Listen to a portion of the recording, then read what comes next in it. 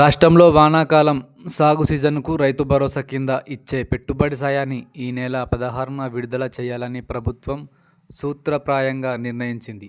ఈ మేరకు రైతుల ఖాతాలో నిధులు జమ చేసేందుకు కసరత్తు చేపట్టింది.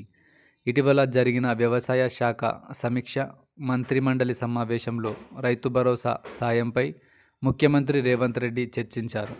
పథకానికి అయ్యే వ్యయంపై ప్రతిపాదనలు సిద్ధం చేయాలని ఆదేశించారు. ఆర్థిక శాఖ అంచనాలను రూపొందించి సీఎంకు నివేదించగా నిధుల విడుదలకు ఆయన ఆమోదించినట్లు తెలుస్తుంది. రైతుల ఖాతాల్లో సొమ్ము జమ చేసేందుకు లబ్ధిదారుల జాబితాను వ్యవసాయ శాఖ సిద్ధం చేస్తుంది. 16వ తేదీనే మంత్రులతో సీఎం సమావేశమై వివిధ అంశాలపై చర్చించనున్నట్లు తెలిసింది. అదే రోజు సీఎం వ్యవసాయ విశ్వవిద్యాలయం ఆడిటోరియం నుంచి రైతు నేస్తం కార్యక్రమం కింద వివిధ జిల్లాల రైతులతో ముఖాముఖి మాట్లాడనున్నారు. రాష్ట్ర వ్యవసాయ శాఖ ప్రతి మంగళవారం రైతు నేస్తం కార్యక్రమం కింద రైతు వేదికలో వీడియో కాన్ఫరెన్స్ వీసీ నిర్వహిస్తుంది.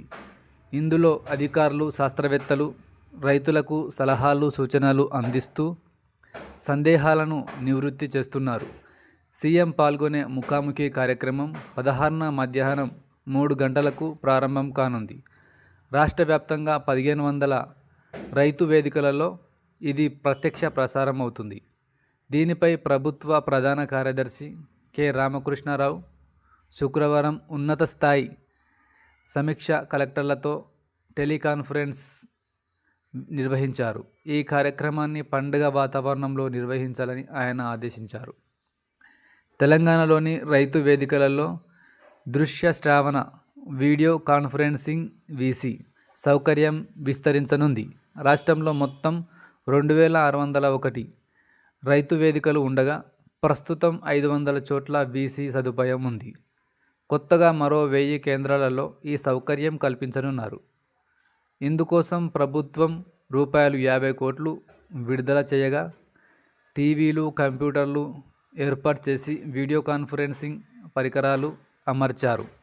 ఈ నెల 16న సీఎంతో ముఖాముఖి సందర్భంగా కొత్త కేంద్రాలలో వీసీ సౌకర్యం అందుబాటులోకి రానుంది. ఈ సంవత్సరానికి మిగిలిన 1101 రైతు వేదికలలోనూ వీసీ సేవలు అందుబాటులోకి తేవాలని ప్రభుత్వం భావిస్తుంది. ఎస్వి ఛానల్ను లైక్ చేయండి, షేర్ చేయండి, సబ్స్క్రైబ్ చేయండి.